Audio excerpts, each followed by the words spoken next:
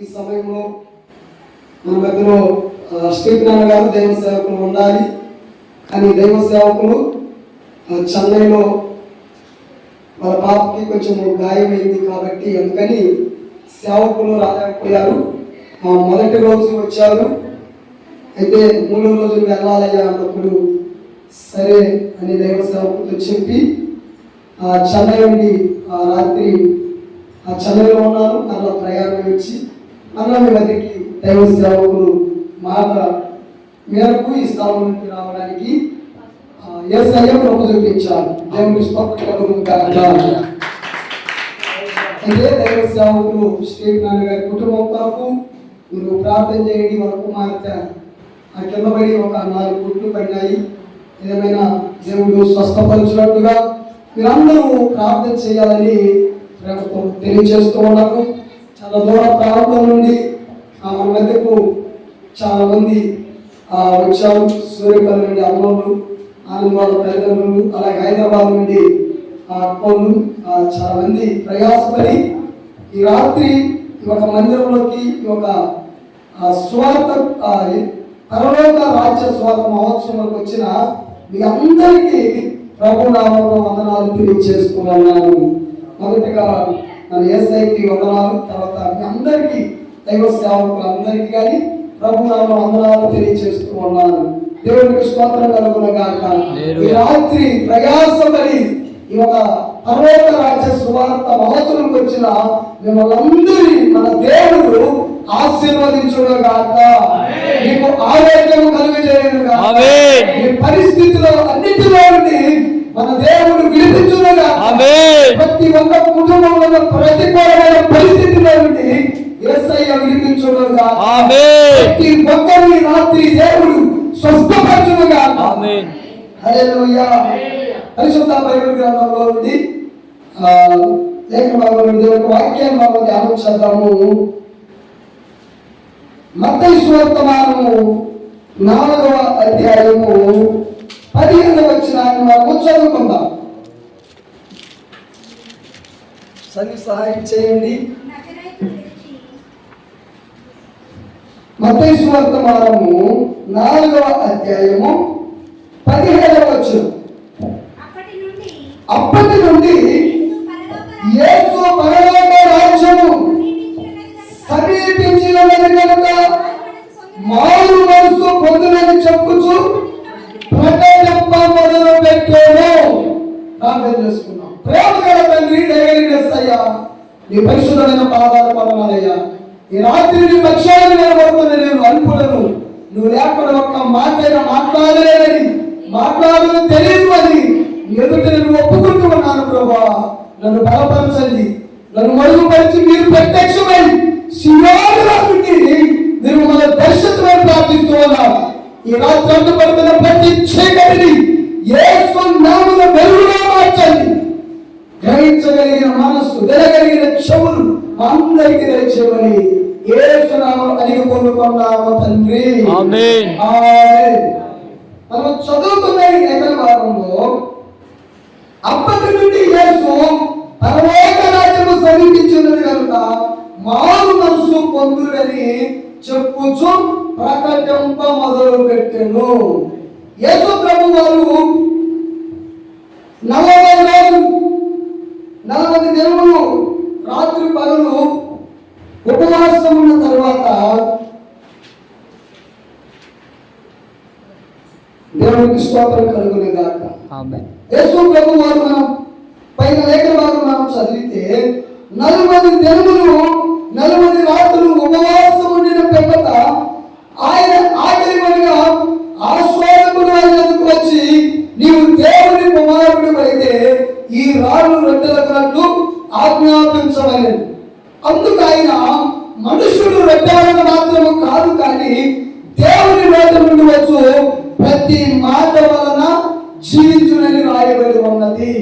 యేసు ప్రభు వారు పరలోక రాజ్యం గురించి ప్రకటించే ముందుగా 40 దినాలు 40 పగులు 40 రాత్రులు ఉపవాసం ఉండి అపవాది చేత శోధించబడ్డాడు. అరణ్యానికి కొనిపోబడ్డాడు. అరణ్యంలో శోధించబడుతూ ఉన్నాడు. అయితే ఆ శోధకుడు వచ్చి యేసు ప్రభు ఆకలి అంటూ ఉన్నప్పుడు శోధకుడు వచ్చి నువ్వు దేవుని కుమారుడు అయితే ఈ రాళ్ళు రొట్టెలకున్నట్టు ఆజ్ఞాపించమనెను. శోధిస్తూ ఉన్నారు. అంటే యేసయ్య రాళ్ళను రొట్టె చేయగలరా? చెప్పండి. రాళ్ళను రొట్టెలు చేయగలడు యేసయ్య. కానీ ఇక్కడ ఏమంటూ ఉన్నారంటే శోధకుడు వచ్చి శోధిస్తూ ఉన్నారు కాబట్టి వారి మాట వినకుండా అందుకైనా మనుషులు రొట్టెలను మాత్రము కాదు కానీ దేవుని నోట నుండి వచ్చు ప్రతి మాట వలన వారు జీవిస్తారు. ఇక్కడ శోధిస్తూ ఉన్నారు. అంత తప్పు వారి పరిశుద్ధ పట్టణం తీసుకొని పోయి దేవాలయ శిఖరమున నిలబెట్టి నీవు దేవుని కుమారుడు అయితే క్రిందికి దుముకుము, ఆయన నిన్ను కూర్చి తన దూతలకు ఆజ్ఞాపించును అని చెప్తూ ఉన్నారు.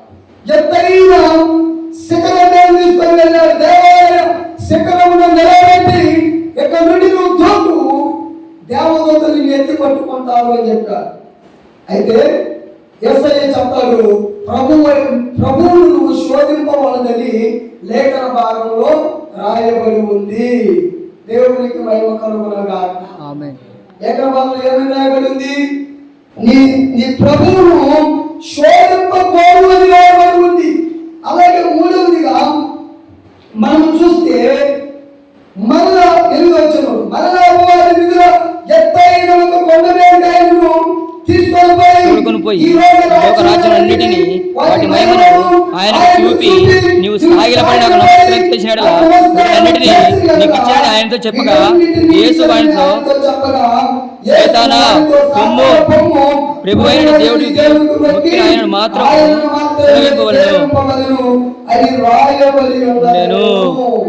దేవునికి స్తోత్రం. శోధిస్తూ ఉన్నారు.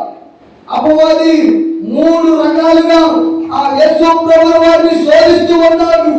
శరీరాశ ద్వారా, నేత్రాశ ద్వారా, జీవపు కంబం ద్వారా మూడు విధాలుగా శోధిస్తూ ఉంటే యేసయ్య మాత్రం శోధనలో పడిపోలేదు.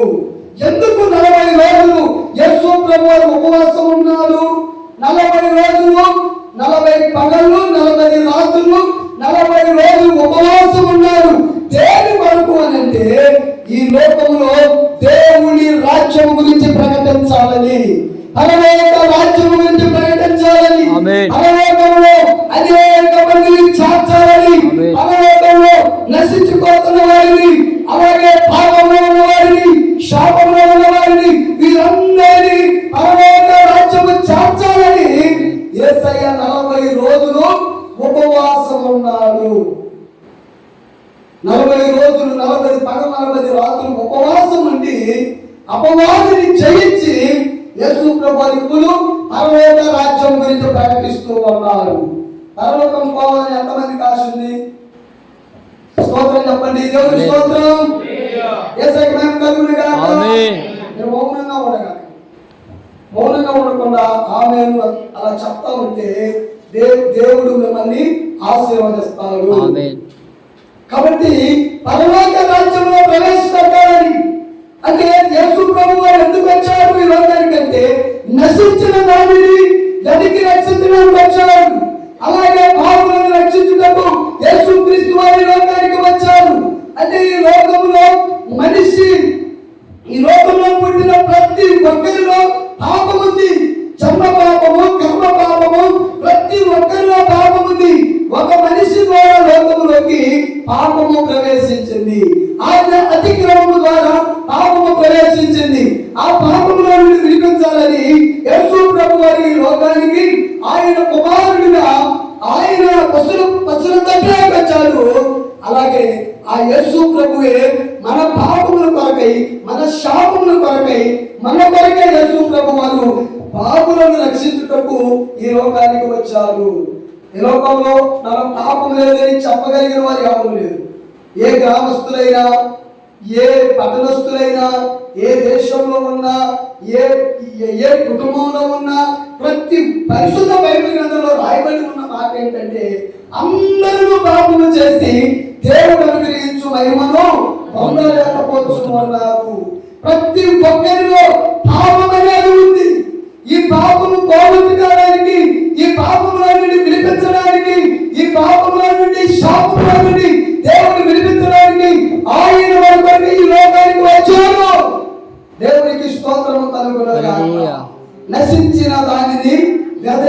రక్షించడానికి వచ్చాడు యేసయ్య. ఒక వ్యక్తి శానాదేవుడైన వ్యక్తి అగరాసీనుల దేశంలో ఉన్నాడు. అగరాసీనుల దేశంలో ఆ వ్యక్తి 2000 దెయ్యాలు పట్టాయి. 2000 దెయ్యాలు బట్టి ఆ వ్యక్తిని చాలా భయంకరంగా తన్ను తినకుండా, మనశ్శాంతిగా ఉండనీయకుండా, మానసికంగా పొంగదీస్తూ సమాజంలోనే ఉండేవాడు. ఎప్పుడు చూసినా సమాజంలోనే ఉండేవాడు.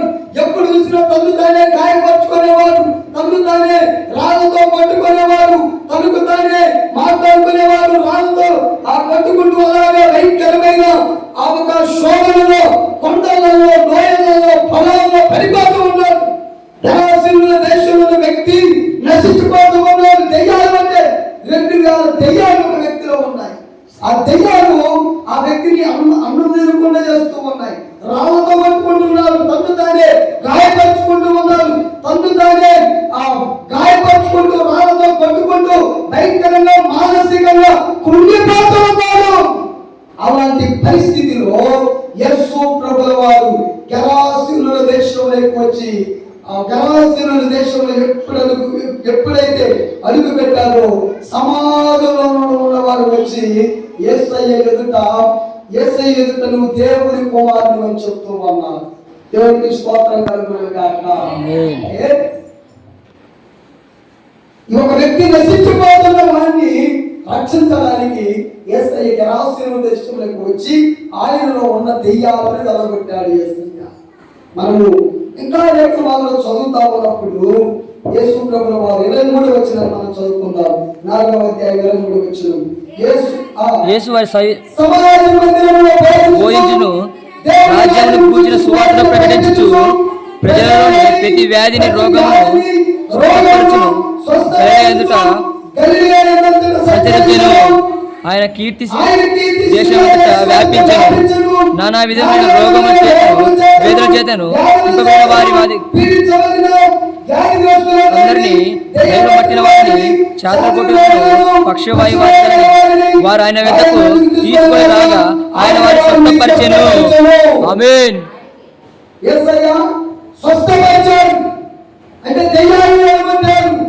ఇంకా మనం చూస్తే నానా విధమైన రోగముల చేత, వ్యాధుల చేత పీడించబడుతున్న వారిని, మానసికంగా కృంగిపోతున్న వారిని ప్రతి ఒక్కరిని దేవుడు స్వస్థపరిచి బాగు చేశాడు. దేవునికి స్తోత్రం కలుగును గాక. పక్షవాయు గల వారిని బాగు చేశాడు, గుడ్డి వారిని బాగు చేశాడు, గుడ్డి వారికి చూపునిచ్చాడు. ఇంకా మనం చూస్తే మానసికంగా కృంగిపోతున్న వారిని, మానసికంగా నలిగిపోతున్న వారిని, వారందరికీ నెమ్మదిని కలిగజేయడానికి, వాళ్ళందరికీ క్షేమాన్ని కలిగజేయడానికి యేసు ప్రభువు ఈ లోకానికి వచ్చాడు. దేవునికి స్తోత్రము కలుగును గాక. అలాగా సమాజ మందిరాల్లో బోధించుచు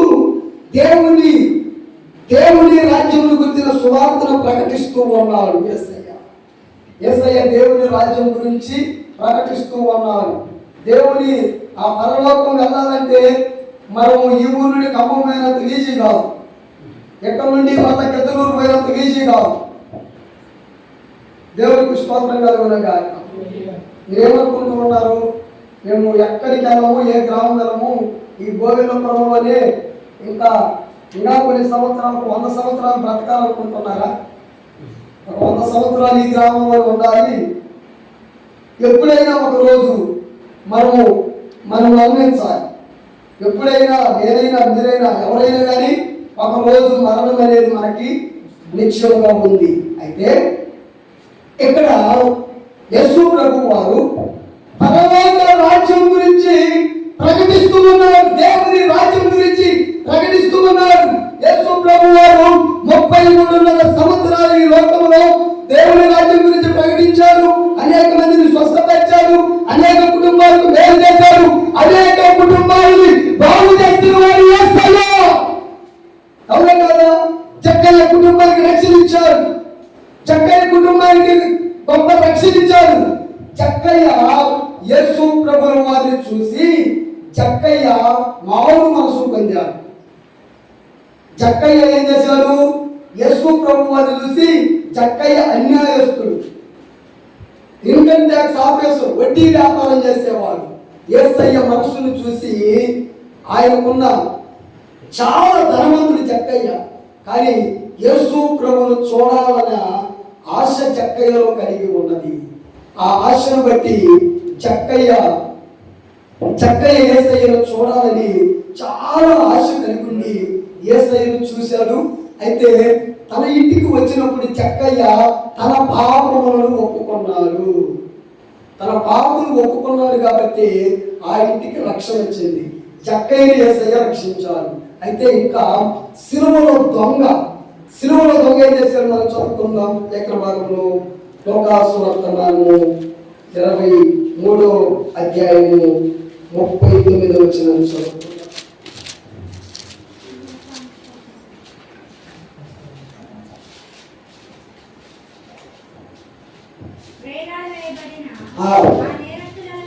ఒకడు ఆయనను దూషించు, నీవు క్రీస్తు కదా, నిన్ను నీవు రక్షించుకోను, మమ్మల్ని కూడా రక్షించమని చెప్పాను.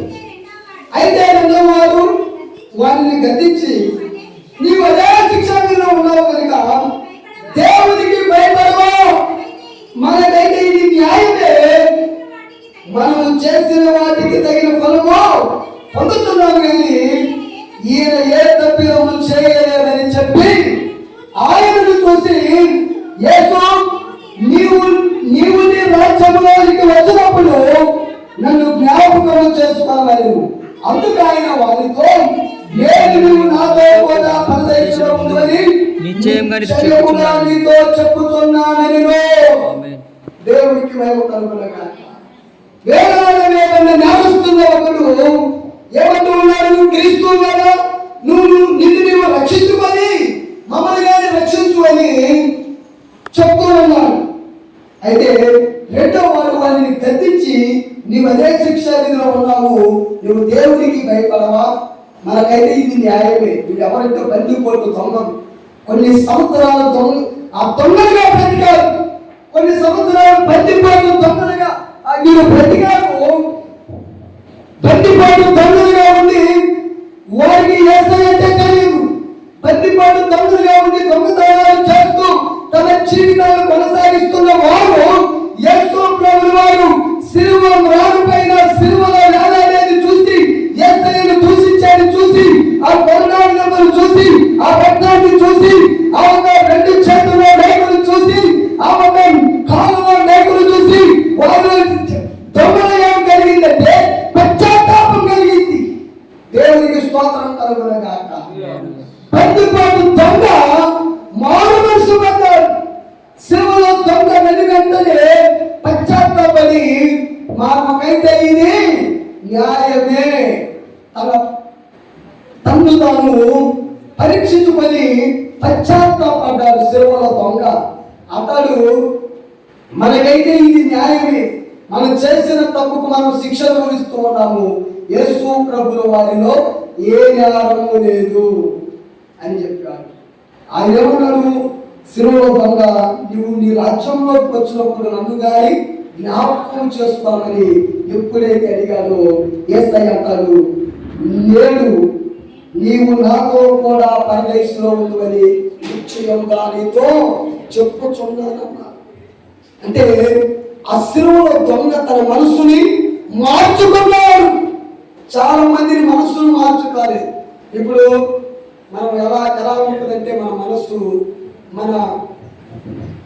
మన శరీరం మాత్రమే ఉంటుంది, మన మనస్సు మాత్రము మా ఇంట్లో ఏం జరుగుతుందో, ఆ ఇంట్లో అందంగా అవుతా ఉందో, ఇంకా అసలు వాయికి వేసామో లేదో అని మన మనస్సు మొత్తము, నువ్వు ఎక్కడే ఉంటావు, అమెరికా కానీ పోయి వచ్చింది మన మనస్సు, గద్దలూరు పోయి వచ్చింది, అలాగే సూర్యపల్లి పోయింది, హైదరాబాద్ పోతుంది, మనం ఎక్కడే ఉంటాము, కానీ మన మనస్సు అనేది ఎక్కడెక్కడికో వెళ్ళిపోతుంది.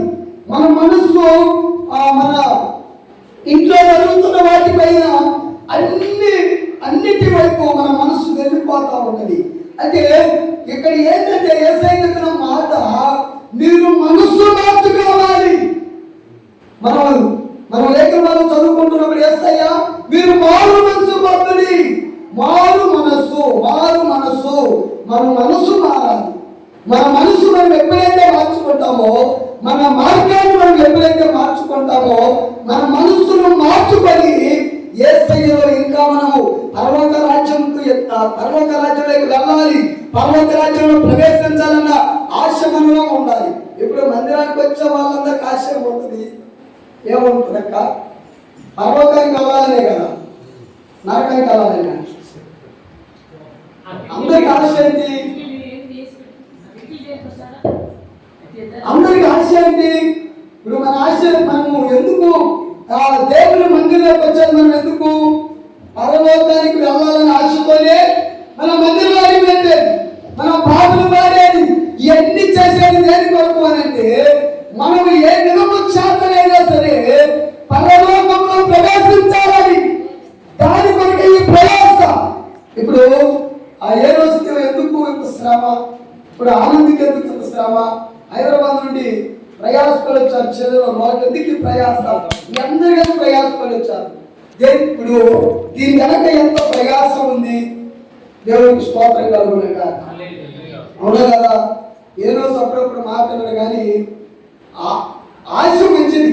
ఏంటంటే వాక్యము ప్రకటించబడాలి, వాక్యము గ్రామంలో ప్రకటించబడాలి. ఆ దేవుని మాటలు గ్రామంలో ఉన్న వారికి వినాలని ఆశ మంచిది. దేవునికి స్తోత్రం కలుగునే కాక.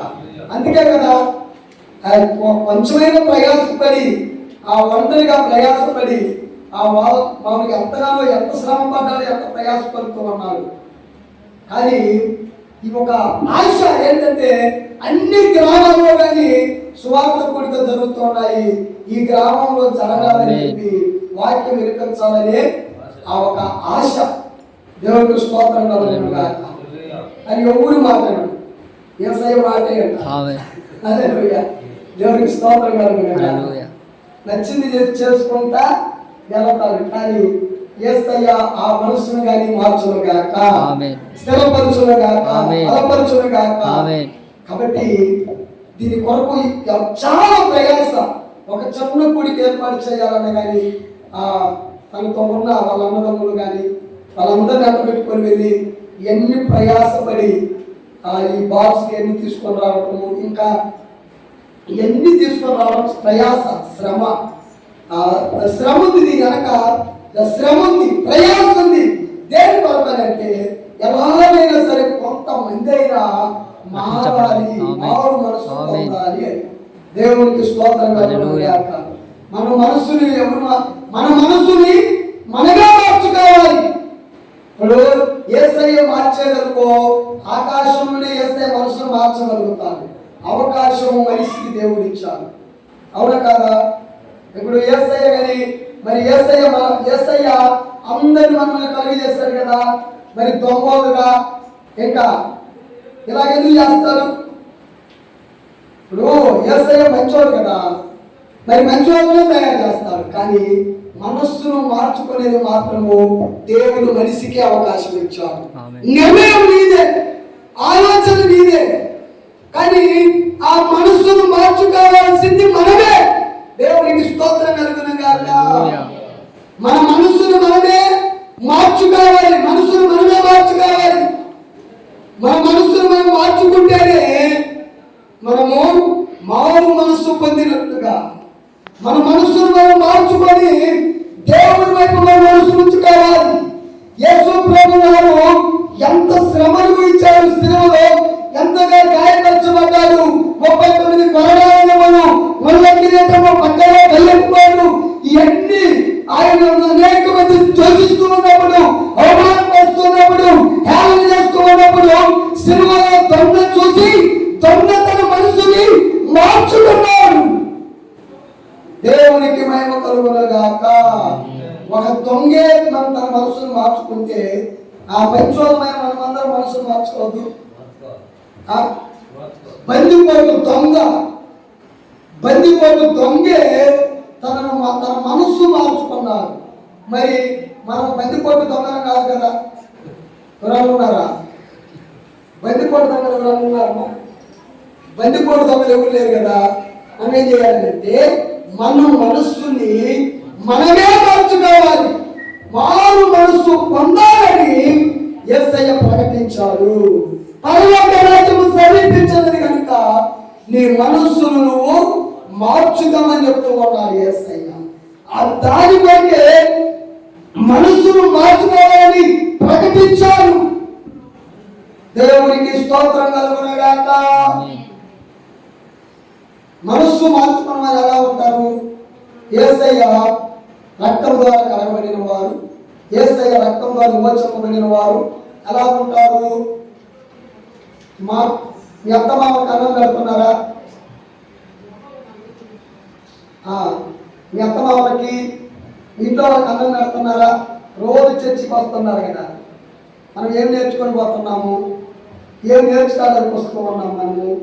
మరి వృద్ధాప్యంలో ఉన్న వారికి, మిమ్మల్ని పెంచిన వారికి, అలాగే మీ కొరకు ప్రయాసపడిన వారికి, ఆ వృద్ధులుగా ఉన్న వారికి వాళ్ళు పిలుస్తూ ఉంటే కనీసం పలుకుతున్నారా లేదా? మరి ఏం నేర్చుకోవడానికి మనం వచ్చేది మందిరానికి? ఏం నేర్చుకోవడానికి మనం వచ్చేది? మన మనస్సుని మనము మార్చుకోవాలి. మార్చుకుంటేనే పరలోకము. మన మనస్సును మనం మార్చుకోలేదనుకో, ఈ రాత్రి మన మనస్సును మనం మార్చుకుంటేనే దేవుడు మనల్ని బట్టి సంతోషిస్తాడు. మన మనస్సును మనం మార్చుకోవాలి. మన మనస్సును మనం మార్చుకోలేకపోయామనుకో మన జీవితము వ్యర్థమైపోతుంది. దేవుని ప్రజలారా, మా తండ్రి గారికి 5 సంతానం మేము. మా తల్లిదండ్రులకి 5 సంతానం మేము. అయితే మా నాన్న భయంకరంగా తాగుతాడు అంటే ఎందుకు చెప్తూ ఉన్నానంటే, యేసయ్య ఒక కుటుంబంలోకి వస్తే ఎలా ఉంటుందో దాని కొరకే చెప్తూ ఉన్నాను. అయితే చాలా భయంకరంగా తాగేవారు. ఉన్నాయని అమ్ముకొని తాగి మాకు మా జగనన్న సంపాదించిన మొత్తము అమ్ముకొని తాగడం మొదలుపెట్టి నాన్ స్టాప్గా 40 సంవత్సరాలు తాగాడు. నాకు తెలిసినప్పటి నుండి ఇంకా ఎక్కువే తాగాడు. అయితే అలాగా ఇంట్లో ఏంటంటే చేస్తూ ఉన్నాడు. అయితే మా ఇంట్లో ఎప్పుడు కానీ అలా సంతోషం ఉండేది కాదు. తాగి చాలా ఏదో ఒక సమస్య అలాగా ఉన్నాయన్నీ అమ్ముకుంటూ వచ్చారు. చాలా దీన స్థితిలోకి మా కుటుంబము అలా దీన స్థితిలోకి వెళ్ళిపోతా ఉన్నప్పుడు మేము యేసయ్య దగ్గర ప్రార్థన చేస్తూ ఉన్నాము. అయితే నేను బాప్టిస్ట్ చర్చిలోనే చిన్నప్పటి నుండి ఉంది. బాప్టిస్ట్ చర్చిలో ఉన్నా కానీ మారు మనసు లేదు. పండగకి మందిరానికి వెళ్ళేవాళ్ళు. రోజు మందిరానికి వెళ్తా కానీ నామకార్థకి వెళ్ళేది. ఏదో పోవాలి రావాలి అలా ఉన్న సందర్భంలో నాకు దెయ్యాలు పెట్టాయి. ఆ దెయ్యాలు పెట్టినప్పుడు నేనేం చేశానంటే, ఆ దెయ్యాలు ఎలగొట్టించుకోవడానికి ఆ దెయ్యాలు నాలో నుండి పోవాలని చెప్పి చాలా స్థలాలకి తిరిగాను. ఆ బసిరపల్లె, మళ్ళా అగ్గురాము, ఇంకా ఇటు కొమ్మనూరు, ఇవన్నీ తిరిగాను. కానీ ఎక్కడ బాగా కాలేదు. అయితే మొత్తానికి అలాంటి దేవ స్థితిలో ఉన్నప్పుడు, కృంగిపోతూ ఉన్నప్పుడు, ఇంకా చనిపోతానని మరణానికి దగ్గరగా ఉన్నప్పుడు అప్పుడు పశ్చాత్తాపం కలిగింది. అప్పుడు యేసయ్య మరణిస్తే పరిస్థితి అని ప్రార్థించినప్పుడు యేసయ్య చాలా మంది సేవకుల ప్రార్థన విని, చాలా మంది ఉపవాసాల నుండి నా కొరకు ప్రార్థన చేశారు. చాలా మంది సేవకుల ప్రార్థన, అందరి ప్రార్థన వల్ల ఈ రోజు బ్రతికున్నాను. దేవునికి స్తోత్రం కలుగుతుంది. ఈరోజు బ్రతికి ఉన్నాను అంటే అందరి సేవకుల ప్రార్థన వల్ల. అలాగా మా కుటుంబం ఉన్నప్పుడు దేవుని మహాకృపను బట్టి ఒకరోజు మా తండ్రి గారి వారు మనసు పొందారు. అయితే ఇప్పుడు ఏంటంటే మన మనస్సును మనము మార్చుకోవాలి. ఓడివరను మనసు మార్చుకుంటారా? ఒక మనిషి దేవుని దగ్గరికి రావాలంటే ఒకటి ఉన్న డబ్బైనా పోవాలి, భయంకరమైన వ్యాధి అయినా రావాలి. అప్పటి వరకు దేవుడు ఐసీలో పోయినప్పుడు గుర్తొస్తాడు దేవుడు. డాక్టర్ గారు ఏమంటారు? మా వల్ల కాదు, మీరు తీసుకొని పోండి, లక్షలు ఖర్చు అవుతాయి. అప్పుడు లక్షలు ఖర్చు అయిపోయినప్పుడు డాక్టర్ ఏమంటాడు? డాక్టర్ గారు నా చేతిలో లేదు, దేవుడు